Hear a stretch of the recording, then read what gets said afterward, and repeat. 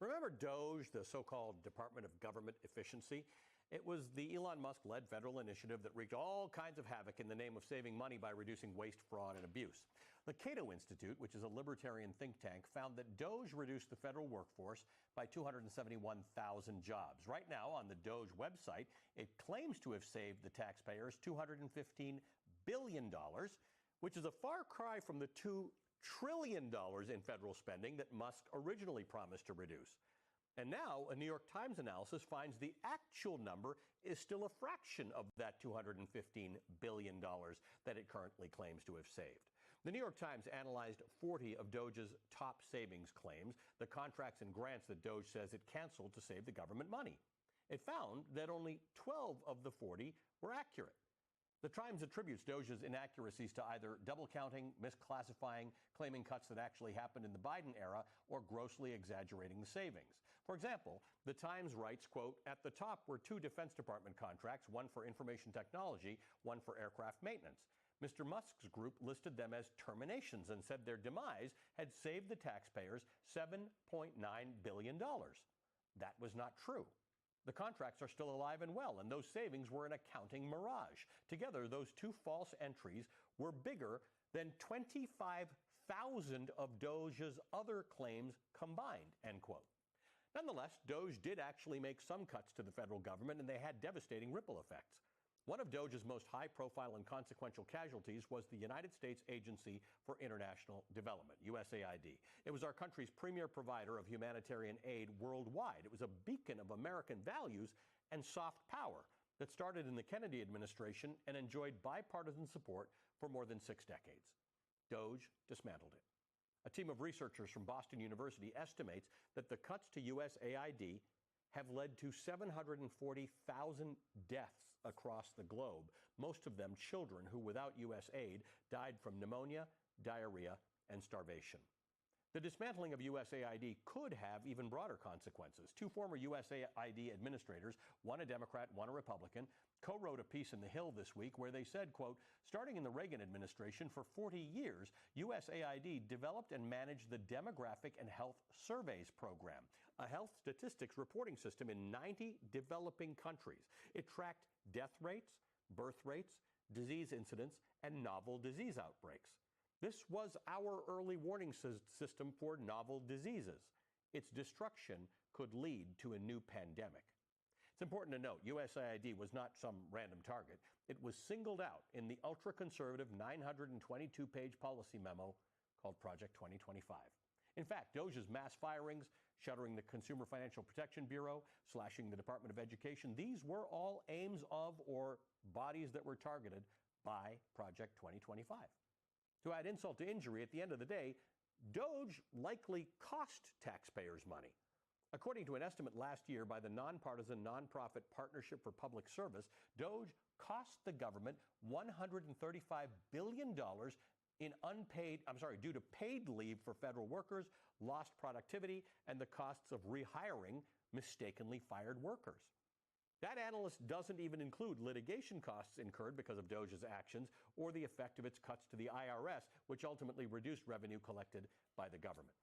Joining me now, my colleague Steve Bannon, the producer of The Rachel Maddow Show and an MS Now political contributor, author of the books Ministry of Truth and The Imposters. Also joining me, Angelo Carusone. He's the chair and president of Media Matters for America, a nonprofit media watchdog organization. Welcome to both of you. Thank you for being with us. Angelo, let me start with you because you also spent a lot of time going through Project 2025, so you can make direct correlations between what that called for and what actually happened. But the headline takeaway here is they saved a lot less money than they claim to have saved, and it's probably a lot less money than that anyway.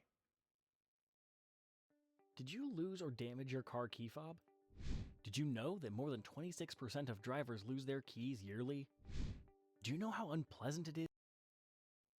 Yeah, without a doubt. And, DOGE, if the goal was to save money, clearly it wasn't effective. But it was effective at 2 things. One was undermining trust and democracy. I mean, it did a lot to really disrupt people's confidence in the government. And the second thing it was effective at is it functioned as lubricant for a lot of Project 2025's policies. policies. As you noted in the intro, it sped up a lot of the firings, a lot of the dismantling of agencies that they wanted to sort of dismantle or cut them back. And they were able to do it because the way that DOGE was structured, given the relationship to Musk and everything else, it sort of sat adjacent to all of the typical political sort of norms. And so they could do all these things without any political consequences. And when it got too hot or had other issues, it could be like a stigmata and they could just get rid of it, which is exactly what happened.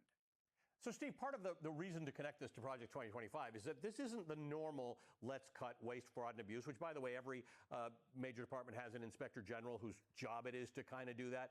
I think it's bipartisan. I think it's universal that people would like to pay no more taxes than they need to. This is tied to policy objectives, right? It was actually designed. It wasn't just a let's cut waste, fraud, and abuse. It was let's make government small enough that you could drown it in a bathtub. Yeah, the old line that's been lingering for too long in Republican politics, that we're going to drown the government in a bathroom. That's exactly right. Bathtub.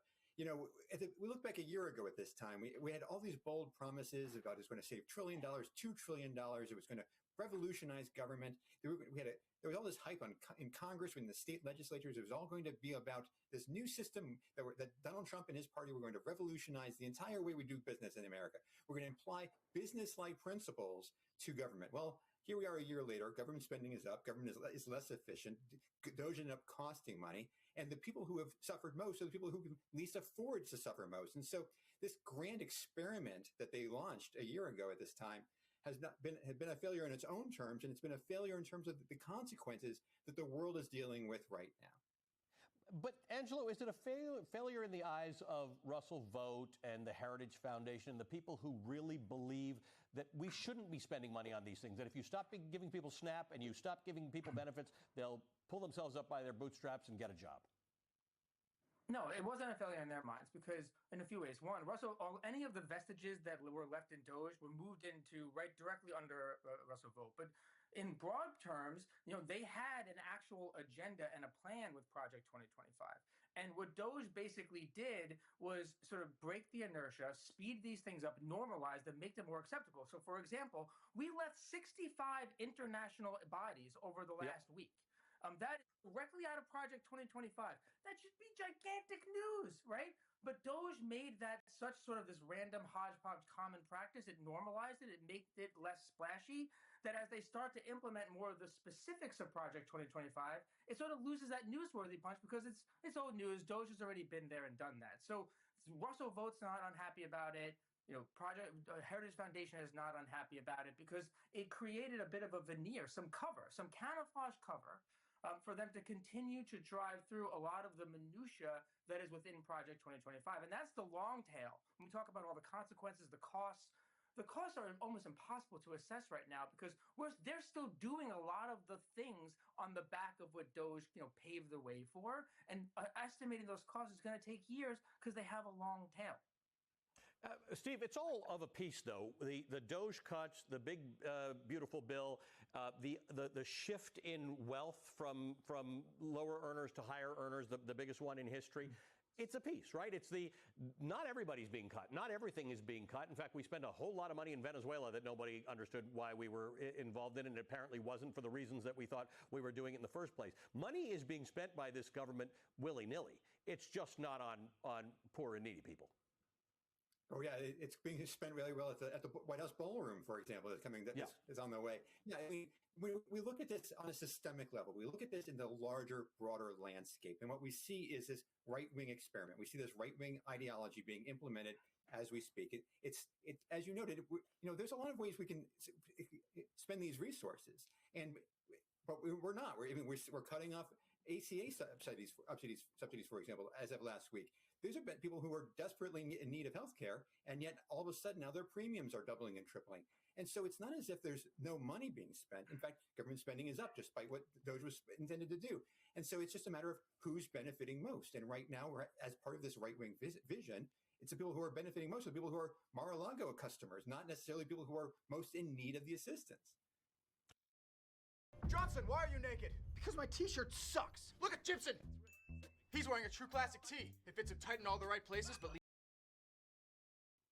So, Angela, I want to play something for you that Elon Musk said during a Fox News interview last year about DOGE and transparency. I put this to you because you studied Project 2025 and DOGE, so I want to get your response to this.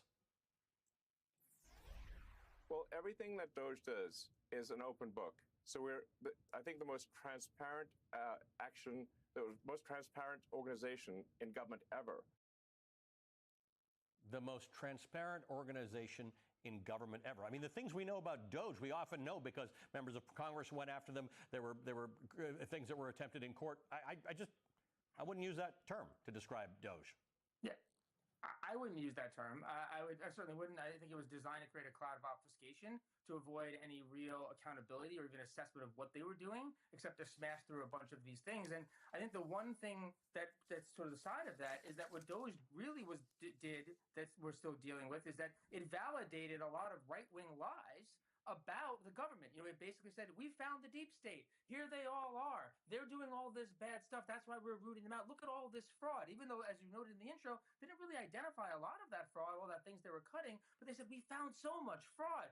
This is the deep state in action. That's why, as Russell Vogt would say, as Project 2025 would say, we have to go in and traumatize these employees. That's the real fight. Internally, it's against these government officials. So while not being transparent, they were also fueling the very right-wing narrative that justifies a lot of the attacks against the government in the first place.